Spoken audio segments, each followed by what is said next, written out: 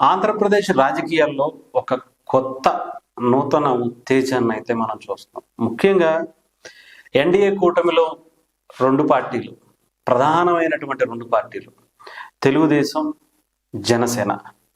వీటికి సంబంధించి ముఖ్యంగా నారా లోకేష్ గారు అలాగే పవన్ కళ్యాణ్ గారి మధ్య ఉన్నటువంటి ఆ బంధం ఈసారి ఎంతవరకు వెళ్తుంది? ఇదే చాలా మందిలో ఒక క్వశ్చన్ మార్క్గా మిగిలిపోయింది.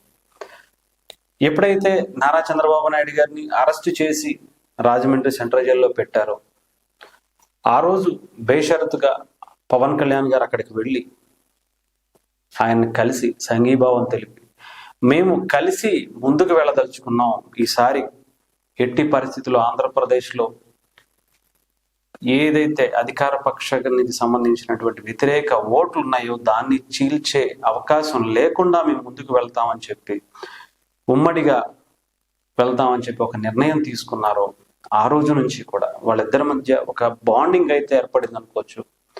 కష్ట సమయాల్లో నిలబడ్డ నా అన్న పవన్ కళ్యాణ్ అని పదే పదే పవన్ కళ్యాణ్ గారిని ప్రస్తావిస్తూ అనేక స్టేజీల మీద అనేక మీటింగుల్లో యువగళం మీటింగ్ నుంచి మొదలైనటువంటి ఆ బహిరంగ సభల నుంచి మాట్లాడినటువంటి ఆ మాటలు మనం విన్నాం.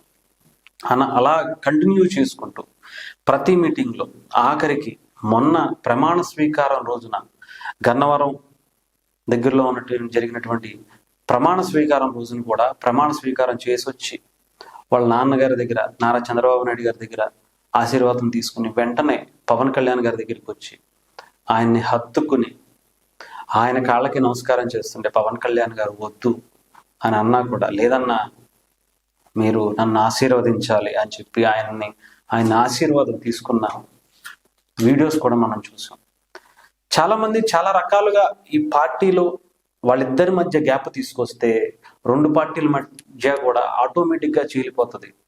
తద్వారా వాళ్ళ రాజకీయ భవిష్యత్తుని జరిపే అవకాశం కనిపిస్తుంది. అంతేకాకుండా ఆంధ్రప్రదేశ్లో రాజకీయాల్లో ముఖ్యంగా ఒక పెనుమార్పులకు తావిచ్చే అంశంగా దాన్ని తీసుకుని అనేక మీడియా సంస్థలు కావచ్చు, లేదంటే సోషల్ మీడియాలో కొంతమంది కావచ్చు, పేటిఎం అంటారు, లేదంటే ఇంకొక బ్లూ మీడియా అంటారు, ఎవరైనా కావచ్చు, చాలా రకాలుగా ప్రయత్నించాయి.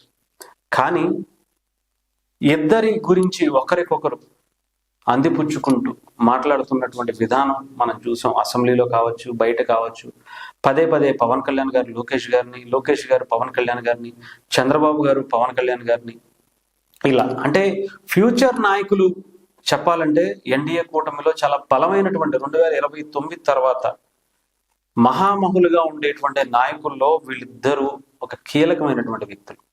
సో ఈసారి వాళ్ళిద్దరి మధ్య ఎలా ఉండబోతుంది, వాళ్ళిద్దరి మధ్య అంత వాత్సల్యం రావడానికి కారణం ఏంటి అనేది ఒకసారి విశ్లేషిద్దాం. పవన్ కళ్యాణ్ లోకేష్ మధ్య రోజు రోజుకు పెరుగుతున్న అనుబంధం. అమరావతిలో ఆ ఇద్దరు సూపర్ బ్రదర్స్, ఒకటే మాట ఒకటే బాట. వారిద్దరి మధ్య భేదాభిప్రాయాలు రాకపోయాయా అని ఎదురు చూసిన వారికి నిరాశ మిగిలి రోజు రోజుకి వారి మధ్య బంధం బలపడుతుంది. అన్నకు తోడుగా తమ్ముడు, తమ్ముడు నిర్ణయాలకు తోడుగా అన్న, ఒకరికి ఒకరు అన్నట్లుగా సాగుతుంది వారి ప్రయాణం. ఆ ఇద్దరి మధ్య అనుబంధం ఇప్పుడు ఏపీ రాజకీయాల్లో హాట్ టాపిక్ గా మారింది. రాజకీయ చదరంగంలో ఎంతో పరిణితితో వ్యవహరిస్తున్న ఆ ఇద్దరు ఎవరు మనందరికీ తెలుసు. అన్న తమ్ముడిగా మన ముందుకి వచ్చినటువంటి నారా లోకేష్, పవన్ కళ్యాణ్ గారు. వారిద్దరి మధ్య అనుబంధం ఎంతో దృఢంగా సరికొత్త చరిత్రకు నాంది పలుకుతుంది. AP deputy CM Pawan Kalyan, HRD మంత్రిగా నారా లోకేష్ గారి మధ్య పరస్పర సహకారం ఏపీ రాజకీయాల్లో ప్రత్యేక చర్చకు తావుతీస్తుంది. పవన్ మాట లోకేష్ బాట అన్నట్లుగా సాగుతున్న పొలిటికల్ జర్నీ ఆసక్తికరంగా ఉంది. వీరిద్దరి పరస్పర సహకారం రోజు రోజుకు పెరుగుతున్న అనుబంధ రాజకీయ ప్రత్యర్థులకు నిరాశే మిగులుస్తుందన్నారు. కూటమిలో విభేదాలు రావాలంటే ఈ ఇద్దరి మధ్య అగ్గి రాజేయాలని ప్రత్యర్థులు ప్రయత్నిస్తున్నా ఇద్దరు ఎంతో సమన్వయంతో నడుచుకోవటమే కాకుండా ఇరు పార్టీ కేడర్ను సరైన దిశానిర్దేశం చేస్తూ సరికొత్త రాజకీయ చరిత్రకు నాంది పలుకుతున్నారు పవన్ కళ్యాణ్, నారా లోకేష్. అంటే వీరిద్దరూ ఫ్యూచర్ నాయకులు.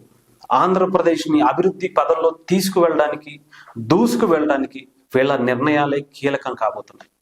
విద్యాశాఖలో ఆయనకంటూ ఒక మార్కు తీసుకురావాలని నారా లోకేష్ గారు, గ్రామీణ అంటే పల్లెలే భారతదేశానికి వెన్నుముక అనే నినాదాన్ని తీసుకున్నటువంటి పవన్ కళ్యాణ్ గారు ఒక పక్క, ఇద్దరి కలయికతో ఆంధ్రప్రదేశ్ భవిష్యత్తు, యువత భవిష్యత్తు రేపు 2029కి ఒక ఉన్నత స్థితికి వెళ్ళాలంటే వీళ్ళ నిర్ణయాలు చాలా కీలకమైనవి.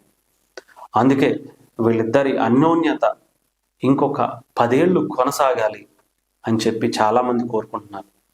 పార్టీల పరంగా చిన్న చిన్న విభేదాలు రావచ్చు, ఎవరి ఆలోచనలు వాళ్ళకు ఉండొచ్చు, ఎవరి పాలసీస్ వాళ్ళకు ఉండొచ్చు, కానీ ప్రజల కోసం, కేవలం ప్రజల కోసం మాత్రమే ఈసారి ఎలక్షన్స్లో పవన్ కళ్యాణ్ గారు తీసుకున్నటువంటి ఒక కీలకమైన నిర్ణయానికి అటు టీడీపీ నుంచి చంద్రబాబు గారు కావచ్చు, నారా లోకేష్ గారు కావచ్చు, పూర్తి మద్దతునిస్తూ పవన్ కళ్యాణ్ గారి ఆలోచనల్ని, డొక్కా సీతమ్మ గారి పేరు పెట్టాలని, అబ్దుల్ కలాం గారి పేరు పెట్టాలని, లేదంటే ఎందరో మహనీయులు ఉన్నటువంటి వాళ్ళ పేర్లను పథకాలకు పెట్టాలని గతం నుంచి సూచించినటువంటి పవన్ కళ్యాణ్ గారి ఆలోచనల్ని ఆచరణలో పెట్టినటువంటి వ్యక్తులు నారా లోకేష్ గారు, నారా చంద్రబాబు నాయుడు గారు.